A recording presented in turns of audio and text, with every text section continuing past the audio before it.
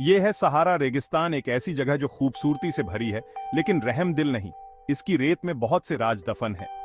एक कहानी oasis of eternity के बारे में है। कहते हैं कि जो इसे ढूंढ लेता है उसे ये जीवन और ताकत देता है। बहुत लोग इसे ढूंढने गए पर कम ही वापस आए। जो वापस आते हैं वो अद्भुत चमत्कार और पुराने ज्ञान की कहानियां सुनाते हैं।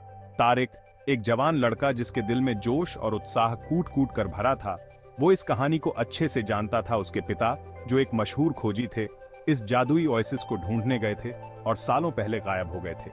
तारिक को उम्मीद थी कि उसके पिता अभी भी जिंदा हैं। उसे इस ओएसिस की कहानी से हिम्मत मिलती थी। गायब होने से पहले तारिक के पिता अपने एडवेंचर्स की कहानियां सुनाया करते थे। इन कहानियों ने तारिक की कल्पना को उड़ान दी।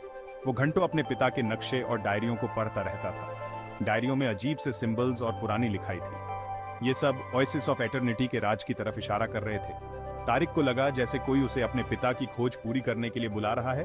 वो इस ओएसिस को ढूंढना चाहता था और उससे भी ज्यादा वो अपने पिता को ढूंढना चाहता था। दृढ़ निश्चय के साथ तारिक ने विशाल और निर्दयी सहारा में जाने का फैसला किया। वो उन सभी चुनौतियों का सामना करने के लिए तैयार था जो उसका इंतजार कर रही थी। उसका दिल इस कहानी के पीछे का सच जानने को बेताब था। तारिक ने इस एक्सपीडिशन के लिए महीनों तैयारी की। उसने अपने पिता की डायरियों को पढ़ा, उन धुंधले सिंबल्स को समझा। उसने सारा सामान इकट्ठा किया, खाना, पानी और मजबूत कपड़े। वो जानता था कि रेगिस्तान एक कठोर दुश्मन है। ये इंसानी सहनशक्ति की सीमाओं को परखता है। जिस दिन वो गया, पूरा गांव उसे विदाई देने इकट्ठा हुआ। सबने उसे शुभकामनाएं दी। बहुतों को शक था कि वो उस काम में कामयाब होगा जहां बाकी सब फेल हो गए। लेकिन तारिक ने ठान ली थी वो अपने साथ अपने पूरे गांव की उम्मीदें लेकर चल रहा था। सहारा रेगिस्तान तारिक के सोच से भी ज्यादा खतरनाक था। सूरज बेरहमी से चमक रहा था। रेत उसके सामने अनंत तक फैली हुई थी। उसने उन हुनरों का इस्तेमाल किया जो उसके पिता ने उसे सिखाए थे। वो तारों की मदद से रास्ता ढूंढता था।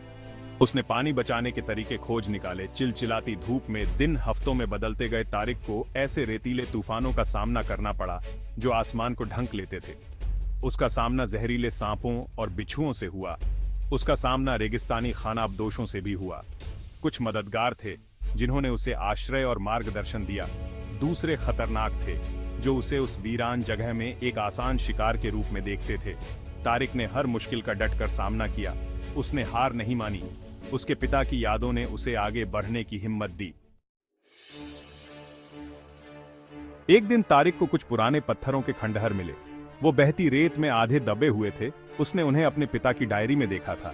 ये खोया हुआ शहर अखेता तेन था। कहा जाता है कि यहाँ ओएसिस ऑफ एटर्निटी को खोजने की कुंजी है। तारिक ने खंडहरों को खोजना शुरू कर दिया।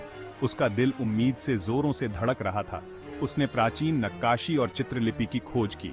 वो ओएसिस की रक्षा करने वाले परीक्षणों के बारे में बता रहे थे। नक्काशी में दिए गए संकेतों का पालन करते हुए तारिक ने एक गुप्त रास्ता खोज निकाला। यह खंडहरों के नीचे गहराई तक जाता था।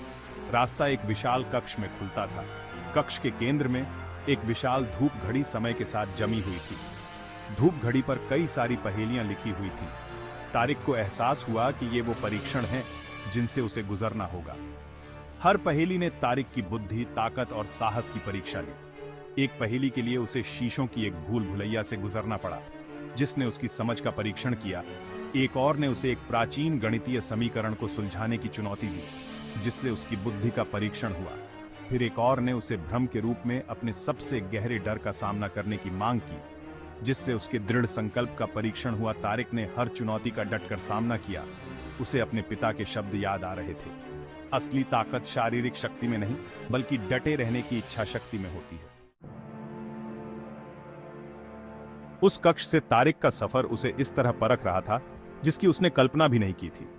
ये परीक्षण न केवल उसकी शारीरिक क्षमताओं को चुनौती देने के लिए डिजाइन किए गए थे बल्कि उसे अपने अंदर के शैतानों का सामना करने के लिए भी मजबूर करते थे।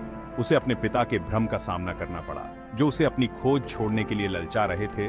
उसने अपने ही संदेहों और आशंकाओं से लड़ाई लड़ी जो कक्ष की गूंजती खामोशी से और भी बढ़ गई थी।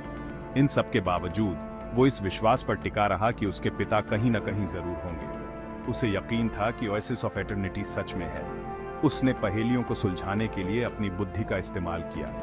उसने अपने डर पर काबू पाने के लिए अपने साहस का सहारा लिया। उसने अपने शरीर को उसकी सीमा तक धकेल दिया। क्योंकि वो जानता था कि हर कदम उसे अपने लक्ष्य के करीब ले जा रहा है। आखिरकार एक अनंत काल की तरह लगने वाले समय के बाद तारिक ने आखिरी पहेली सुलझा ली। विशाल धूप घड़ी हिल गई। छत के एक छेद से सूरज की एक किरण अंदर आई। इसने कक्ष की दीवार के भीतर छिपे एक रास्ते को रोशन कर दिया। तारिक थका हुआ लेकिन खुश रोशनी में कदम